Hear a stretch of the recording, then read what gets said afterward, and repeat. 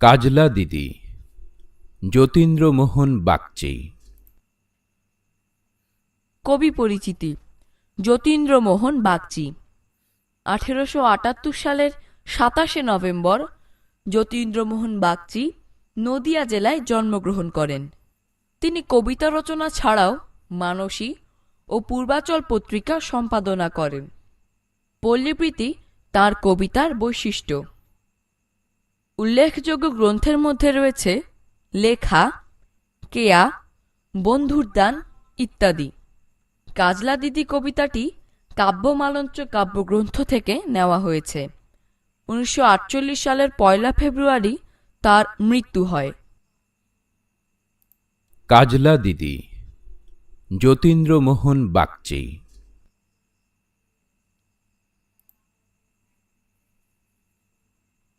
কাজলা দিদি যতীন্দ্রমোহন বাগচি।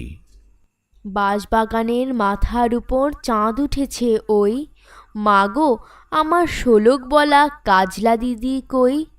পুকুর ধারে নেবুর তলে থোকায় থোকায় জোনায় জলে, ফুলের গন্ধে ঘুম আসে না, একলা জেগে রই। মাগো আমার কোলের কাছে কাজলা দিদি কই? সেদিন হতে দিদিকে আর কেনই বানা ডাকো? দিদির কথায় আঁচল দিয়ে মুখটি কেন ঢাকো?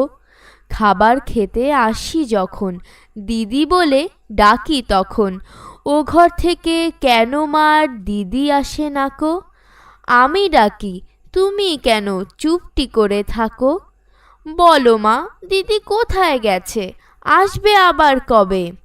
কাল যে আমার নতুন ঘরে পুতুল বিয়ে হবে। দিদির মতন ফাঁকি দিয়ে আমিও যদি লুকোই গিয়ে, তুমি তখন একলা ঘরে কেমন করে রবে? আমিও নাই দিদিও নাই, কেমন মজা হবে? ভুঁই চাপাতে ভরে গেছে শিউলি গাছের তল, মারাস নে মা পুকুর থেকে আনবি যখন জল। ডালিম গাছের ডালের ফাঁকে বুলবুলিটি লুকিয়ে থাকে, দিসনা তারে উড়িয়ে মাগো ছিঁড়তে গিয়ে ফল। দিদি এসে শুনবে যখন বলবে কি মা বল? বাঁশবাগানের মাথার উপর চাঁদ উঠেছে ওই, এমন সময় মাগো আমার কাজলা দিদি কই? বেড়ার ধারে পুকুর পাড়ে ঝিঝি ডাকে ঝোপে ঝাড়ে, নেবুর গন্ধে ঘুম আসে না, তাই তো জেগে রই। রাত হলো যে, মাগো আমার কাজলা দিদি কই? কাজলা দিদি যতীন্দ্রমোহন। কাজলা দিদি যতীন্দ্রমোহন বাগচি। বাঁশবাগানের মাথার উপর চাঁদ উঠেছে ওই, মাগো আমার শোলক বলা কাজলা দিদি কই? পুকুরে ধারে নেবুর তলে থোকায় থোকায় জোনাই জলে, ফুলের গন্ধে ঘুম আসে না, একলা জেগে রই। মাগো আমার কোলের কাছে কাজলা দিদি কই? সেদিন হতে দিদিকে আর কেনই বানা ডাকো? দিদির কথায় আঁচল দিয়ে মুখটি কেন ঢাকো? খাবার খেতে আসি যখন দিদি বলে ডাকি তখন, ও ঘর থেকে কেন আমার আর দিদি আসে না গো? আমি ডাকি তুমি কেন চুপটি করে থাকো? বলো মা দিদি কোথায় গেছে, আসবে আবার কবে? কাল যে আমার নতুন ঘরে পুতুল বিয়ে হবে। দিদির মতন ফাঁকি দিয়ে আমিও যদি লুকোই গিয়ে, তুমি তখন একলা ঘরে কেমন করে রবে? আমিও নাই দিদিও নাই, কেমন মজা হবে? চাপাতে ভরে গেছে শিউলি গাছের তল, মারাস নে মা পুকুর থেকে আনবি যখন জল। ডালিম গাছের ডালের ফাঁকে বুলবুলিটি লুকিয়ে থাকে, তৃষ্ণা তারে উড়িয়ে মাগো ছেড়তে গিয়ে ফল।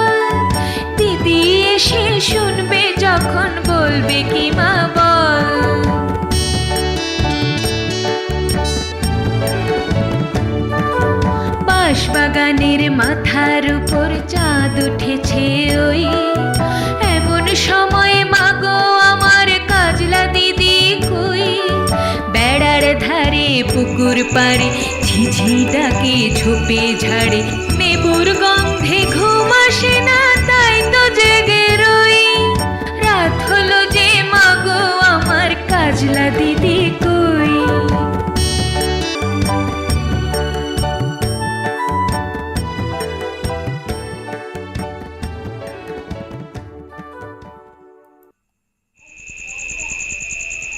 ভুঁই চাপাতে ভরে গেছে শিউলি গাছের তল মারাস নে মা পুকুর থেকে আনবি যখন জল ডালিম গাছের ডালের ফাঁকে বুলবুলিটি লুকিয়ে থাকে দিস না তারে উড়িয়ে মাগো।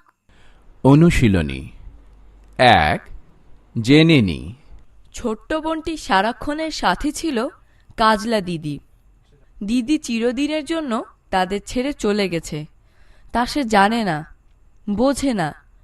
প্রতি মুহূর্তেই সে তার প্রিয় কাজলা দিদির জন্য অপেক্ষায় থাকে।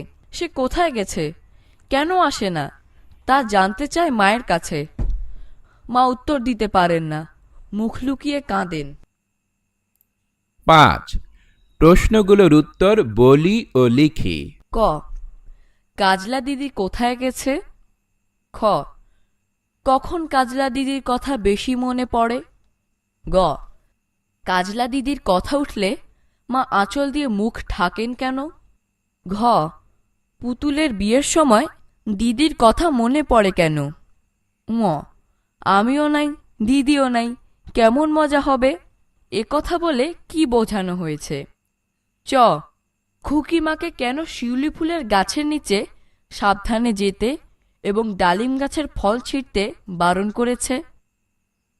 ৬ নিচের শব্দগুলো ঠিকভাবে সাজাই, যেমন বাঁশ বাগান।